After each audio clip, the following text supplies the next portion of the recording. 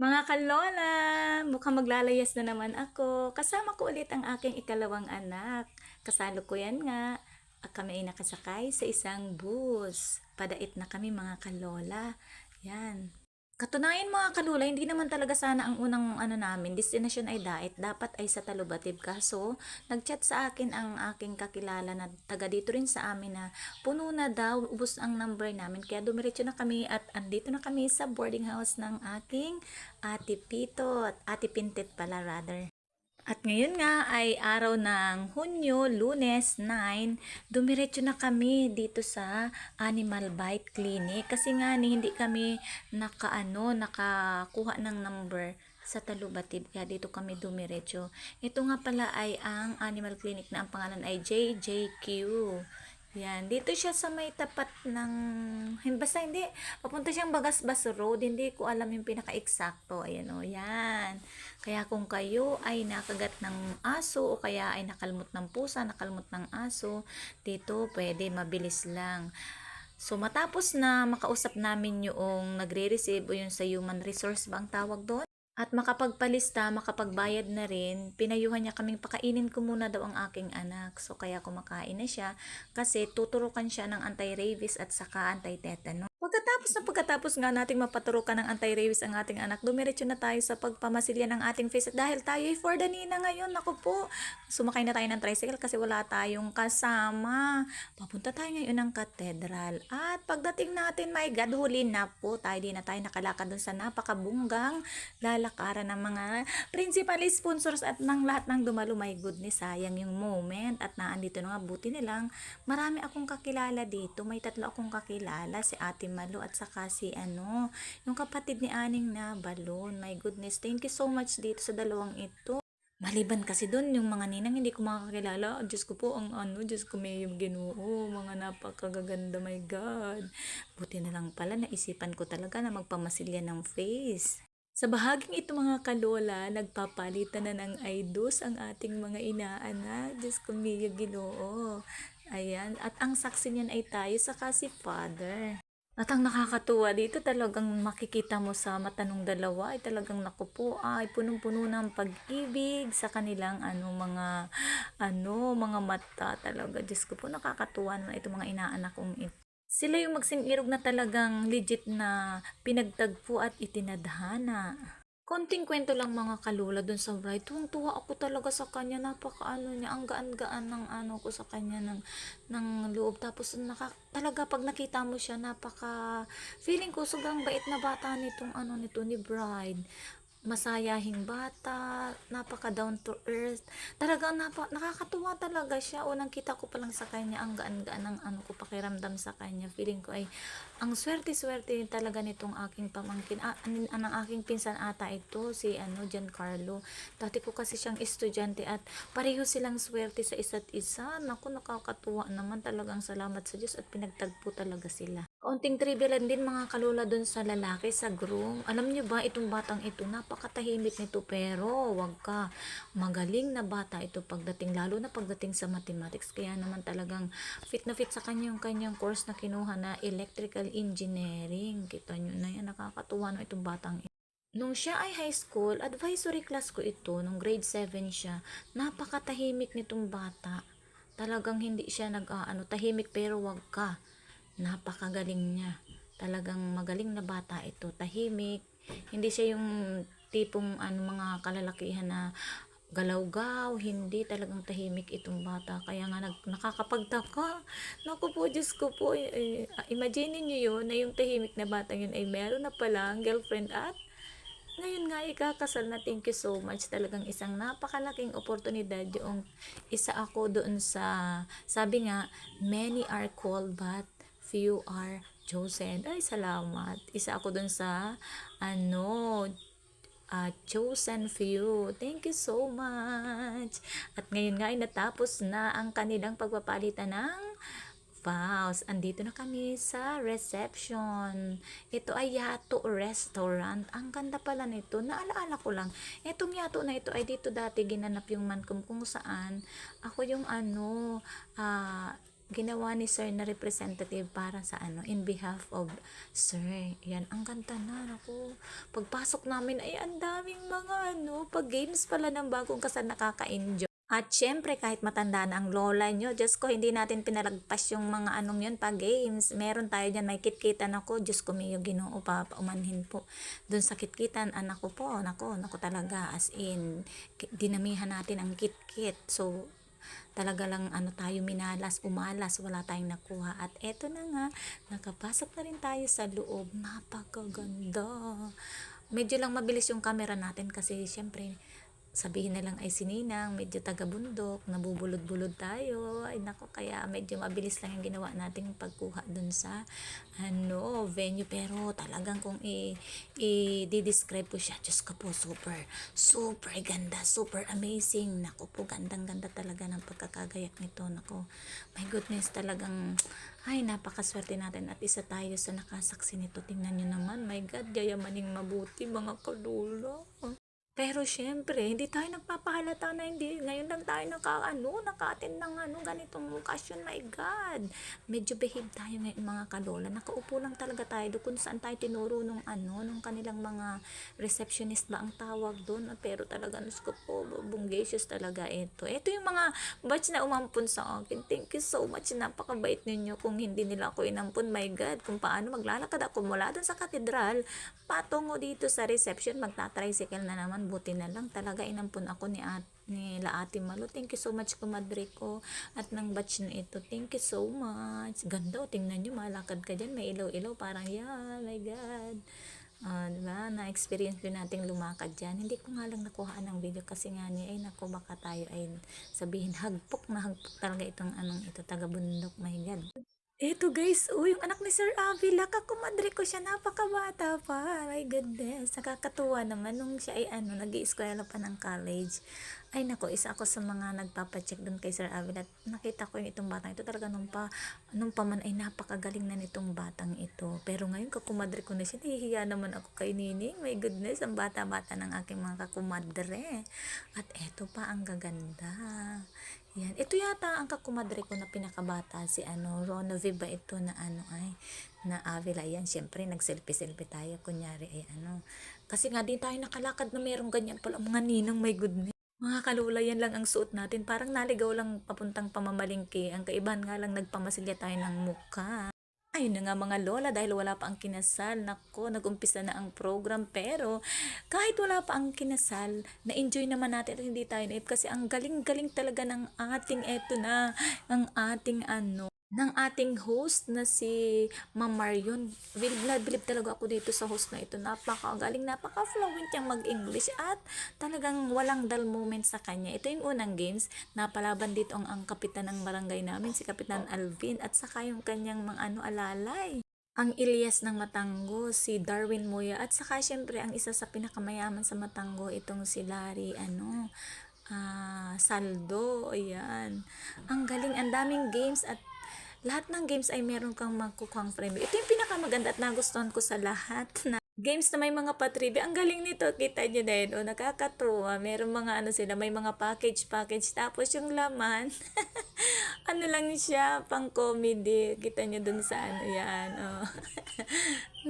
Ito yung pinakamasayang part ng games ni Ma'am Marion. Na kung saan ito naman daw ay nung isinuggest na ginawa pala ng mga bagong kasal para nga ma-entertain ng sobra yung mga katulad naming mga nagsipagdalo. Para hindi kami mainip, ay talaga namang super, hindi talaga kami nainip dito sa games na ito. Ay naku, ang ganda. Para tuloy nagkakaroon tayo ng idea na pag tayo ay ikinasal, ay charot pala, yung ating mga anak, pinakita ko nga ito dun sa aking anak. Sabi ko, anak, meron ka ng idea pag nagpakasal ka, pagkatapos mo na lang, anak, di bali ng katulad ni Kuya Carlo, pagkatapos at pagkapasa mo, ayan, sige na, pwede na, kasalan na kaagad. Isa ito sa mga games na ipagawa ninyo, nakakatuwa talaga, as in. Natitiyak ko, hindi lang ako ang nasihan talaga. Siguradong lahat ng dumalo talagang may ngiti sa labing uuwi. Gawa ng napakarami naming nasaksihan na napakagaganda at hindi makakalimutan talaga ng mga ng mga, sabihin nating games, dito sa anong ito, dito sa kasalang ito. Surprises! Talaga, nakakatuwang masyado. Ang galing-galing naman talaga ng itong ating host na si Ma'am Marion ay hindi ka talaga maiinip. Hindi ko alam kung anong package yung nakuha ni Kuya dito, pero dyan yan yung kanyang Dito naman si Dalaga. Ito kasi yung nagpahula kasi dito si Ma'am Mario ng 10 songs. Huhulaan mo kung ano yung title, yung operator, magpapatunog lang siya ng instrumental, yung -1 ba? Oh, lahat sila, yung mga ito, yung mga nakasali dito sa games na ito, sila yung mga nanalo at nakapagbigay noong tamang title noong mga songs. Kaya sila yung nakakuha ng mga package galing dun sa mga bagong kasal at eto na nga yan, binubuksan na yung mga package. Tuwang-tuwa sila. Nagkakatawa, ang ganda talaga. Yan, buti na lang hindi tayo nakakuha, hindi natin nahulaan. Ang hihirap naman kasi ng mga songs na ipinahula ng bagong kasal. At ang kahuli-hulihan nga ay itong kanyang kapatid, si Cedric. Ang nakuha niya ay PC package. Tuwan-tuwa ang bata. Alam niyo ba kung ano ang ibig sabihin ng PC package? Pansit Canton pala. So, paborito naman pala yun ng ni Jan Cedric ang Pansit Canton. At eto na nga. Yan na, dumating na ang bagong kasal. Congratulations sa iyo, Naomi and Carlo. Tingnan nyo, nakakatuwa, ang galing. Diyos ko, napaka nito, napaka masayahin ang aura nitong batang ito. Napakaswerte ni Giancarlo dito. Pagdating nila, nagbigay sila sa atin ng pinakita nila yung kanilang first kiss. And then, eto na, isinayaw nga din dito nung groom ang kanyang, si Ate Weng, si Kumadre, ang kanyang mama. At samantalang ito naman si Naomi or si Yumi, isinayaw naman ng kanyang papa. At eto na nga yung ito yung pinaka nagustuhan namin, yung traditional na pantomina. Ang sumayaw para sa kanila ay itong Camarines Norte, kaya, ba ito? Basta, hindi ko lang natandaan yung sinabi ni Ma'am Marion. Yan. Nasa gitna nga pala nito sila, Yumi at saka si Carlo. At ito ang nakakatuwa dito, ha? Ang gagaling. Ganito pala ang pagsayaw ng pantomina. Ito nga, yan, sila. Habang sumasayaw ito, mga ito, yung naman, yung ating bridesmaid at saka yung groomsmen, nagdala sila sa gitna nung tali kasi ang galing nito, hindi nila hinayaan na yung mga bills ay mabutas o turukin ng aspili. Binigyan kami ng tig-iisang ipit. Yan. At doon namin inilagay yung aming mga kumbaga ay gift na bill sa ating bagong kasal. Yan, ang galing na may mga kami, personalized na. Sobrang ginawa sa talaga, naku po, grabe, ginasusan talaga mabuti na mag-asawang ito ang kanilang wedding. Nakakatuwa. At dito na, sa bahagi namang ito, ang nagbibigay ng mensahe ang kanyang only brother. Nakalimutan ko yung pangalan ni brother. Ang galing, ikwinento niya yung mga memories niya with Yumi. Simula pagkabata, hanggang sa hanggang sa ngayon na nakilala na ni Yumi si Carlo. Ay nako, lahat kami ina-entertain. Ang galing ng kanilang samahan bilang magkapatid. Hindi ko na imamarites, pero talaga kung naandun kayo, talagang mai-entertain kayo. Lahat nga kami ay talagang masaya. Punit na punit ang aming mga labi ng katatawa sa mga ikwinento at inireveal nito ni Kuya patungkol kay Yumi. Ang galing, nakakatuwa. Ay nako, hindi ko maipaliwanag yung aking kaligayahan. Pero ang tumatak sa akin ay talagang mahal na mahal din nila si Carlo at nagpapasalamat siya at natagpuan ni Yumi si Carlo at ang sabi lang ni kuya niya, ingatan ni Carlo si Yumi. Ayan, at magmahalan sila. Kung may problema, wag nilang hahayaan na ito ay lumaki, mag-usap kaagad at ayusin. Nakakatuwa naman si brother. Tuwa siya. Siya ang mas panganay siya kay Yumi. Kaya sabi niya, alam niyo ba na ang pag-aasawa ay hindi ito lang basta-basta. Yun nga daw ang dahilan kung bakit hanggang ngayon ay hindi pa siya nagpapakasal. Magaling. Sa bahaging ito, grabe talaga yung ngirit naming lahat sa mga revelasyon ni brother, ni kuya niya. Nakakatuwa talaga. All in all, ay ang saya ng kanyang mga mensahe sa mag-asawa. Pagkatapos naman ng niya, mensahe, si ate naman ni Carlo ang nagbigay ng mensahe, si Jean Carla. Si Carla naman, doon namin nalaman na si Carlo pala ay mahilig sa chicken skin. Yun. At eto, super flex naman tayo ng ating mga ribbon. Ayan nga, dumating na nga ang kainan na. Ito ng mga foods. Anak ko, napakasasarap lahat ng food. At eto na nga guys, kakumpadre pala namin si Mayor Francisco. Dumating siya ng late kasi nga daw marami siyang importanteng mga lakad nung araw na yun, hindi pwedeng ipagpaliban. Pagkatapos ni Mayor na magsalita ng aming kumpadre, nagsalita naman yung mama ni Yumi. Saka si Yumi, hindi ko na natapos yung pagsasalita ni Yumi kasi nang tingnan ko ang aking relo. Diyos ko po, 8:40 na, my God. Ay, sulo-sulo tayo. Kaya nagpaalam na ako kay Ate Winay na uuwi na ako. Kasi nga, tingnan nyo naman, buti na lang wala tayong nakasalubong na multo. Wala nang katao-tao talaga dito. Kami na lang, ilang piraso na kami doon mismo sa reception.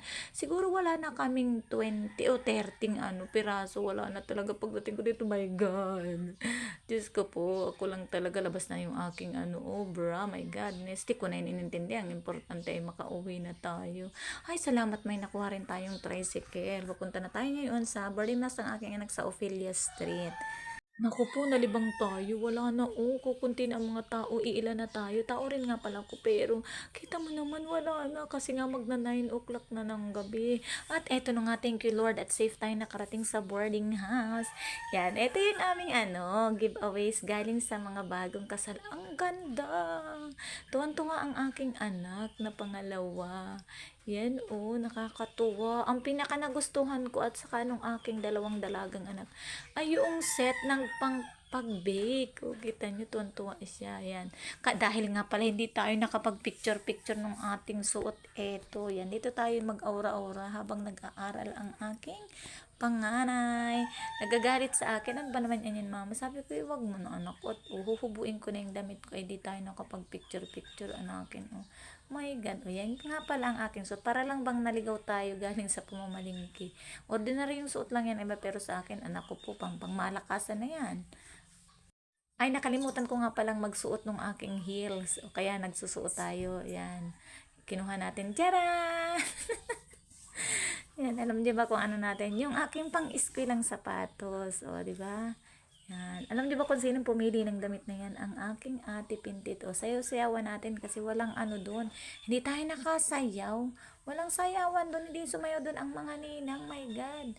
Oh, kasi sa traditional na 'di ba may sayaw-sayaw, at eto na nga nakabisa tayo, tutulog na tayo. Di tayo naghilamos kasi sayang yung bayad.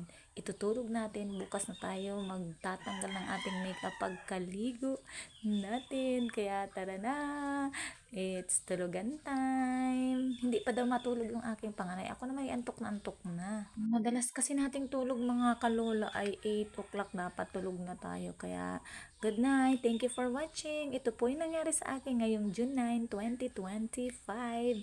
Mga kalola, good night. Thank you so much, Yumi and Carlo, sa inyong pag-invite sa akin para maging inyong ninang.